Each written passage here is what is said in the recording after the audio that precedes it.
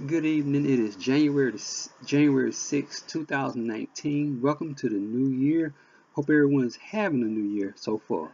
Um, the speech that I chose to do tonight is on Dr. Martin Luther King, and in our assignment it asks why is he still relevant.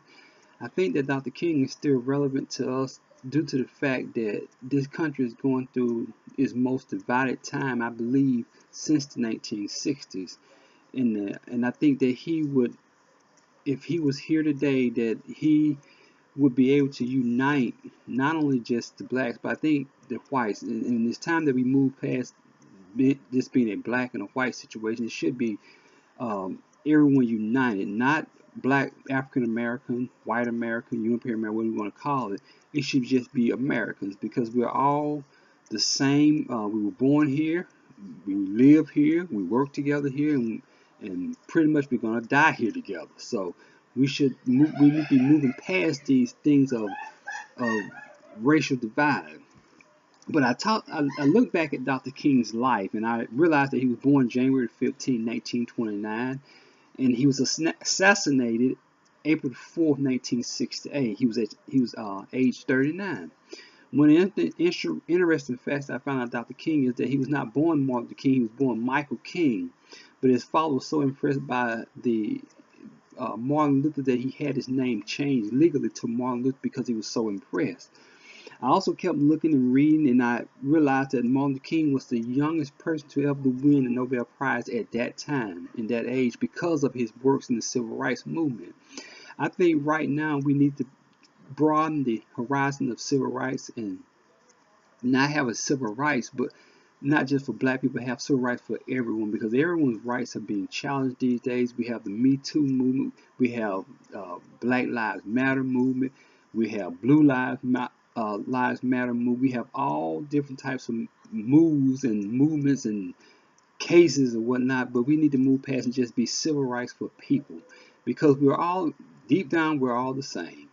And Dr. King, even though he was well educated, he was smart. He graduated at age 15, but he had a issue with this segregation in the South at that time because it was cruel and inhumane. I remember my mother remembering the whites only signs. Remember my mother talking about there were certain places you couldn't go, things you couldn't do just because of the color of your skin. And because of that, Dr. King put his life on the line and ultimately lost his life fighting for the freedom of blacks. But now we're back at a time where that is moved beyond that. We have a government that's been shut down. Uh, Hundreds and thousands of people are being put out of work. No paychecks. Their lives put on hold because we have politicians in Washington playing a game with real lives and real people, and that worries me. That concerns me. That we are at this time that we're fighting over something as silly as a border wall. Everyone here in this country, at some point in their history and their family, were immigrants in this country. This country was built on immigrants. Everyone that came here, this was not our land. This was the Native Americans' land.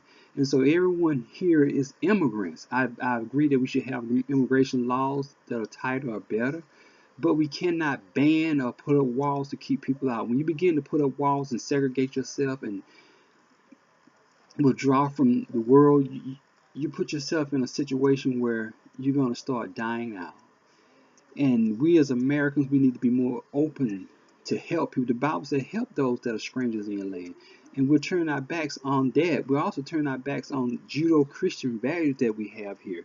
And Dr. King was a Baptist minister that, if I believe he was here today, he would have a problem with the way we're treating our immigration laws and our immigrants that are coming over here, because we all know they're not all murderers, they're not all criminals, but there are people that are seeking a better life, just like we here want a better life for our family and ourselves. And so I think today we're at a point where we really need to look back on Dr. King's life and his legacy and look at what he stood for and start to apply some of those things that he fought for, apply some of those things that he taught. His most famous speech, I Have a Dream. Everyone in this country have a dream of some sort. I don't know your dream, you don't know my dream, but everybody has a dream, and everybody has a right to fight for that dream. And so, if we just look back at what he meant and what he did, just take the time during this month, which is where we commemorate his birthday, to just look back at his legacy and his life and what he stood for and what he meant. And look at America today and see where we can truly become a great nation if we can all just come back together and to be American citizens, not African American, not white American, not Jewish American, not anything but just plain, simple American citizens.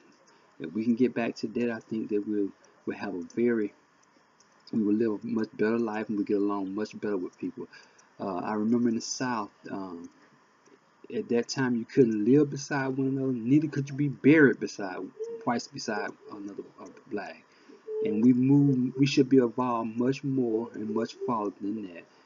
And with that, I want to say thank you for listening to me. But let's just reflect on what Dr. King did, his legacy, and what that means to us today, and the things that we can do to go out to better our lives and help someone else better their lives. Thank you, and have a good night.